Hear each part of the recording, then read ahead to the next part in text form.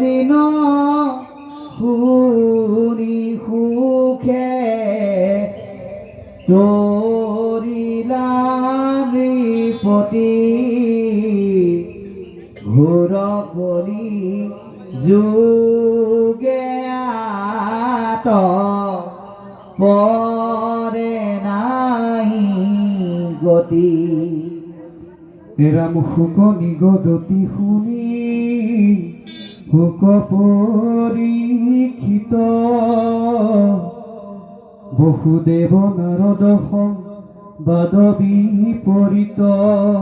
হে ৰাম নিমিনব সিদ্ধে যেন ভৈলা উপায় খান কহু খাব শেষ কথা ভূয়ো খাব ধান। এৰাম বাৰে বাৰে নাৰদক পথান্ত মাধৱে নিৰন্তৰকাৰী সি কৃষ্ণক গৌৰৱে। হে ৰাম জীৱন্তে মুকুটতে হো জানিবা সাক্ষাৎ তথাপি উৎসুকয়াতি কৃষ্ণ ৰখে বাত। হে ৰাম মুকুতি সুখতো কৰি ভকতি সি বৰ নভজে কৃষ্ণ কলুক কিনো কৰ্ম জৰ। হে ৰাম বাক্য কৰ্ণ মন মুখ আছে মানে যাৰ কৃষ্ণ ভকতিত সমস্তৰে অধিকাৰ। হে ৰাম কৃষ্ণ পদ পংকজক ভজে ব্ৰহ্মহৰে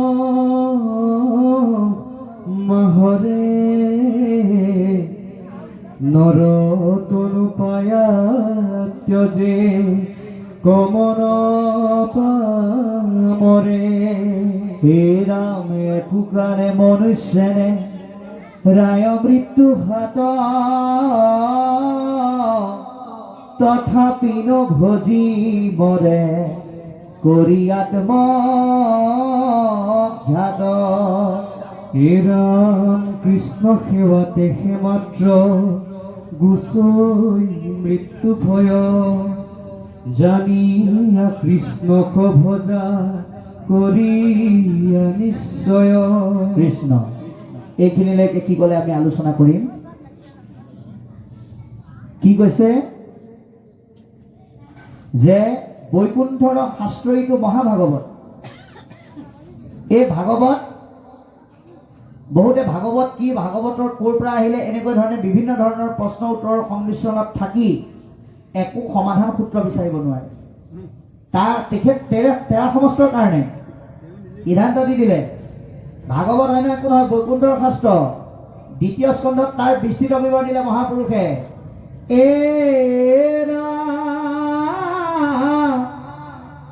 বৈকুণ্ঠৰ শাস্ত্ৰ কৃষ্ণ মুখৰ বচন আৰকিত জানে যেই সেই জন। ভাগৱত বৈকুণ্ঠৰ শাস্ত্ৰ পৰম পুৰুষ ভগৱন্তৰ মুখৰ বাণী। ইয়াৰ বাহিৰে ইয়াৰ তত্ত্ব কোনেও এতিয়ালৈকে ভেদ কৰিব পৰা নাই। গতিকে পাইলা পৰীক্ষিতে শোক মুনিৰ মুখত মৃত্যুমুখী পথৰ যাত্ৰী ৰজা পৰীক্ষিতে কৃপালু শোকগুৰুৰ মুখেৰে এই ভাগৱত শুনি গতি লাভ কৰিলে, তৰি গ'ল। গতিকে এতিয়া আমাক সিদ্ধান্ত দিছে যে 7 দিন শুনি সুখে তৰিলা নৃপতি ঘোৰ কলি যোগে আত পৰে নাহি গতি। এতিয়া ভাগৱত ৰজা পৰীক্ষিতে কেইদিনত শুনিলে বোলে 7 দিনত শুনিলে। যে আপুনি আমিও 7 দিনতে শুনিব লাগে, কিন্তু 7 দিন মানে নিৰ্দিষ্ট 7টা দিনক বুজোৱা নাই। সপ্তাহৰ প্ৰথম দিনটোৰ পৰা শেষৰ দিনটোলৈ এটা সপ্তাহত যি 7টা দিন হয়, এই 7টা দিন যাতে আমি ভাগৱতক মাধ্যম কৰি কৃষ্ণ কথা স্মৰণ শ্ৰৱণ কীৰ্তনৰ অবিহনে যাতে এটা ক্ষণো যাতে আমাৰ পাৰ নহয়, তাৰ কাৰণে আমাক আহ্বান জনাইছে। কাৰণ আপোনালোকে যদি ভাবি লয় বোলে পৰীক্ষিত ৰজাক সাপে খুটিবৰ কাৰণে ভাগৱত শুনিছিল, আমাকতো কোনো সাপে নুখুটে, তেতিয়াহ'লে ভুল হ'ব। পৰীক্ষিত ৰজাক যেনেকৈ তক্ষকে খুটিবলৈ বাট চাই আছিল অভিশাপৰ ফলত, আপোনাক আমাকো খুটিবৰ কাৰণে এডাল সাপ ৰৈ আছে। সেই সাপডালৰ নাম হ'ল কাল সৰ্প। যিডাল সাপে খুটিলে কিন্তু ৰক্ষা নাই। আমাক সিদ্ধান্ত দিছে, কাল সৰ্পে চুম্পিয়া ছয় পৃষ্ঠ ভাগে সে গছাই কোন দিনা খুন্তিবে লাগে একো কালে মনুইছে নে ৰাইতাৰ হাত কৃষ্ণক ভকতি যেবে নকৰে গায় খাত।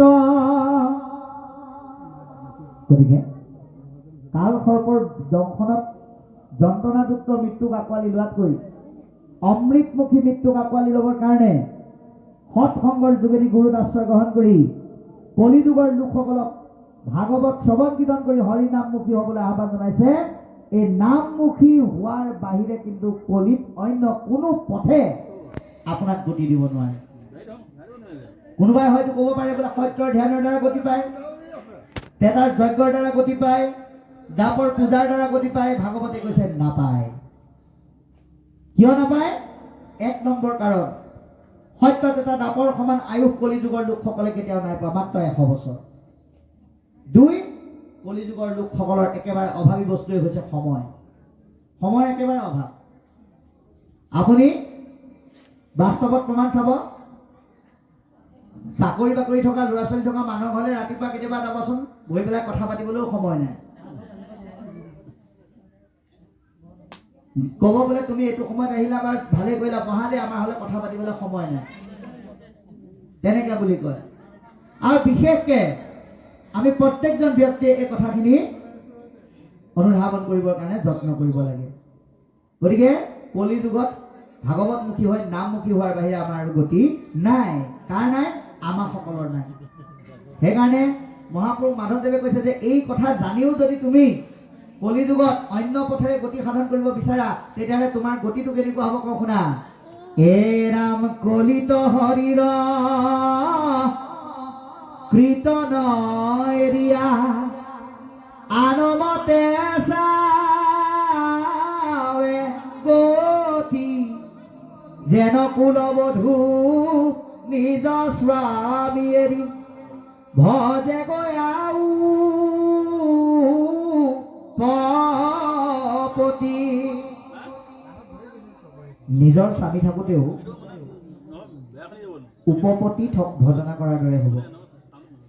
গতিকে এই কথা আমাক জনাইছে।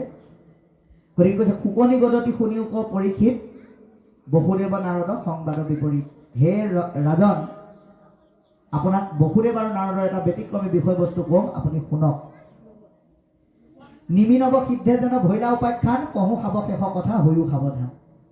কেনেকৈ নিমিনৱ সিদ্ধ বিষয়বস্তু পাতি এটা কাহিনীৰ মাজলৈ বসুদেৱক নাৰদে লৈ গ'লে এই বিষয়ে কওঁ, সাৱধানেৰে শুনক বুলি পৰীক্ষিতক কৈছে। এয়া কেৱল পৰীক্ষিতক কোৱা নাই, আজি গৃহস্থৰ ঘৰত বহি থকা প্ৰত্যেকজনকে ভাগৱতৰ কথা অতি সাৱধানে শুনিবলৈ কৈছে, যাতে এই ভাগৱতৰ ৰস যাতে এটোপালো কাণৰ পৰা বাহিৰত নপৰে, তেনেকুৱাকে শ্ৰৱণ কৰিব লাগিব। সাৱধানতা মানি চলিব লাগিব। 4টা বৈশিষ্ট্য কেনেকৈ শুনিব লাগে। এক চিতে, চিতটো কৃষ্ণক দিয়ক, কৃষ্ণৰ বাহিৰে অন্যত নিদিব। এক মনে, মনটো কৃষ্ণক দিয়ক, অন্যত নিদিব। সুদৃঢ় বিশ্বাসে কৃষ্ণৰ কথা শুনিলে আমাৰ কৃপা হ'ব বুলি ভাবাৰ যিটো বিশ্বাস, সেইটো সুদৃঢ় কৰক। আৰু সাৱধানে বুলি ক'লে, সাৱধান মানে কেনেকুৱা? যেনেকে আপোনালোকে নামঘৰলৈ প্ৰৱেশ কৰোঁতে বা ইয়ালৈ আহোঁতে ভৰিত পিন্ধি অহা চেণ্ডেলযোৰ বাহিৰতে থৈ আহিছে। কেলে থৈ আহিছে? যে চেণ্ডেলযোৰ পিন্ধি এনেকুৱা মহাস্থানত প্ৰৱেশ কৰাটো উচিত নহয়। কিয় নহয়? কাৰণ চেণ্ডেলযোৰত বিভিন্ন ধৰণৰ মলিমাকতি লাগি থাকে। এই চেণ্ডেলযোৰ বাহিৰত থৈ অহাৰ দৰে হৃদয়ৰ মাজত থকা গ্ৰাম্য কথাবিলাকো লগতে থৈ আহক, উদং হৈ শুনক। সেইটোৱে হৈছে সাৱধানতা। তেনেধৰণে আমাক শুনিবৰ কাৰণে আহ্বান জনাইছে। গতিকে বাৰে বাৰে নাৰদক পথান্ত মাধৱে নেৰন্ত দ্বাৰকা ঋষি কৃষ্ণৰ গৌৰৱে। বাৰে বাৰে নাৰদক ভগৱন্তই এবাৰ বসুদেৱকে প্ৰমুখ কৰি সকলোৰে খবৰ এটা ল'বলৈ পঠিয়াই আছে। কিন্তু কৃষ্ণ পদসেৱা সুখৰ পৰা বঞ্চিত হ'ব লাগিব বুলি ভাবিয়েই নাৰদে কিন্তু আজ্ঞা পোৱা স্বত্তেও যাবলৈ মন কৰা নাই। এয়াই হৈছে ভগৱন্তৰ প্ৰতি ভকতৰ থাকিবলগীয়া প্ৰেম। আমাৰ মনত, এই নাৰদৰ মনত সৃষ্টি হোৱা ভাৱটো কেতিয়া জাগ্ৰত হ'ব লাগিব? যেতিয়া আমি ভকতৰ গুৰিৰ পৰা যাবৰ সময় হ'ব। কাৰণ ভকতেই ভগৱান। গতিকে এই প্ৰেমটো আজি নাৰদৰ মনত সৃষ্টি কৰি আমাৰ মনত ভক্তি প্ৰেমৰ ৰস সৃষ্টি কৰাৰ এটা সুন্দৰ ব্যৱস্থা মহাপুৰুষে তুলি ধৰিছে। অথচ নাৰদ কি বুলি ক'লে? জীৱন্তে মুকুট সিটো জানিবা সাক্ষাৎ। আমাৰ বহুতে মুক্তি মানে মৰাৰ কথা বুলিয়ে ভাবে। সেইকাৰণে বিচনাত পৰি থকা মানুহজনৰ ওচৰতো গৈ পেলাই কয়গে, বোলে তুমি আৰু বিদায় লোৱা, যেন তেনে মুক্তি পালে হ'ল। কিন্তু আজি ভাগৱতে সিদ্ধান্ত দিছে মৰা মানে মুক্তি নহয়। ইচ্ছা কৰিলে জীৱন্ত অৱস্থাটো মুক্ত হ'ব পাৰে। এতিয়া জীৱন্ত অৱস্থাত মুক্ত কেনেকে হ'ব? তাৰ কাৰণে কি কৰিব লাগিব? এৰা হৰিময় দেখে যিটো সমস্ত জগত, জীৱন্তে মুকুট সিটো অচিৰ কালত।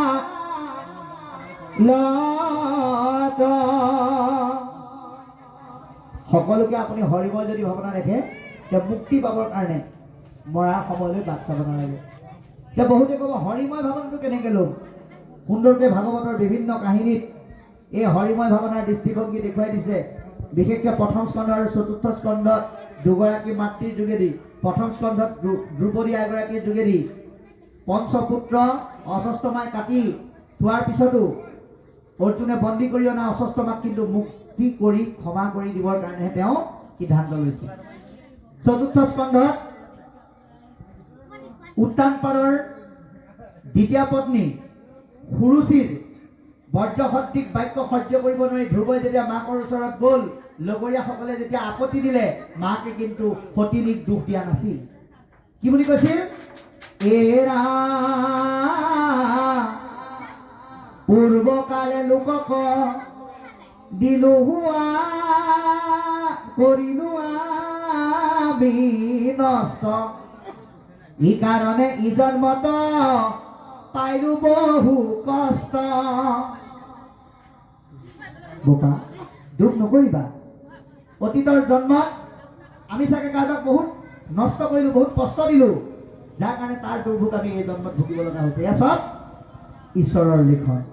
এই ভাৱটো যদি আপুনি আমি ল'ব পাৰোঁ, দেহমুখী চিন্তাৰ মায়াৰ প্ৰভাৱবিলাকক যদি আমি দুখ নিদি আত্মামুখী চিন্তাৰে যদি আগবাঢ়োঁ, তেতিয়াহ'লে মুক্তি পাবৰ কাৰণে আমি জীৱন্ত অৱস্থাতে সক্ষম হ'ম। তাৰপিছত কৈছে মুকুতি সুখকো কৰি ভকতি সেৱৰ নভজে কৃষ্ণক লোক কিনো কৰ্মজৰ। যে আমি মুক্তিৰ কাৰণে ভকতি কৰিব নালাগে। ভক্তি কৰোঁতে কৰোঁতে মুক্তিটো কিন্তু আপোনা আপুনি আহি যায়। সেইকাৰণে ঘোষাৰ আৰম্ভণিতে ক'লে মুক্তিটো নিস্পৃহ যিটো বুলি কৈছে। যাৰ মুক্তিৰ প্ৰতিও কোনো আশা নাই, অন্যটো আশা নায়েই, মুক্তিৰ প্ৰতিও যাৰ আশা নাই সেইজনেহে কৰিব পাৰিব। গতিকে আমি নিস্বাৰ্থভাৱে ভগৱন্তক ভক্তি কৰিব লাগে। যাতে তোমাৰ চৰণত ভক্তি কৰিবলৈ আমাক কৃপা কৰা আৰু তোমাৰ সাধু সং দিয়া, এই কামনাটো কৰি আমি ভগৱন্তক ভক্তি কৰিবলৈ অভ্যাস কৰিব লাগে। সেইকাৰণে কৈছে বাক্য কৰ্ণ মনোমুখ আছে মানে যাৰ কৃষ্ণ ভকতিত সমস্তৰে অধিকাৰ। আমাক ভগৱন্তই কি দিয়া নাই? কথা ক'বৰ কাৰণে বাক্য দিছে, ভাবিবৰ কাৰণে মন দিছে, শুনিবৰ কাৰণে কাণ দিছে, গাবৰ কাৰণে মুখ দিছে। এই আটাইকেইটা ইন্দ্ৰিয় যদি আমি ঈশ্বৰ বিমুখী কৰি তোলোঁ, তেতিয়াহ'লে কিন্তু আকৌ সংসাৰলৈ বিভিন্ন যোনিত জন্মগ্ৰহণ কৰিবলৈ আহি থাকিব লাগিব। কিন্তু এই ইন্দ্ৰিয়সমূহক যদি ঈশ্বৰমুখী কৰি তোলো তেতিয়াহ'লে আৰু ভয় নাই। পুনৰূপী জনমং পুনৰূপী মৰণং পুনৰূপী জননী যথয়ে শয়নম।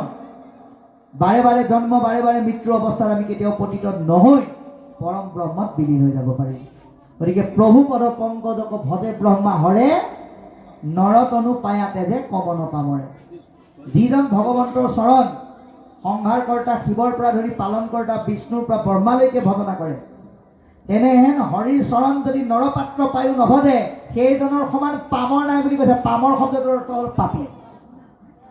হৰিৰ চৰণ মনুষ্যৰ দেহ পায়ো যি নভজে সেইজনৰ সমান পাপী নাই বুলি কৈছে। একোকালে মনুষ্যে নেৰাই মৃত্যু হাত তথাপি নভজি মৰে কৰি আত্মঘাত। গতিকে আমি ইমানখিনি কথা বুজিও যদি ভগৱন্তৰ চৰণ সেৱা কৰাত অৱহেলা কৰোঁ তেতিয়াহ'লে আপোনাৰ আমাৰ আৰু আপোন ঘাটি হোৱা মানুহৰ মাজত পাৰ্থক্য নাই।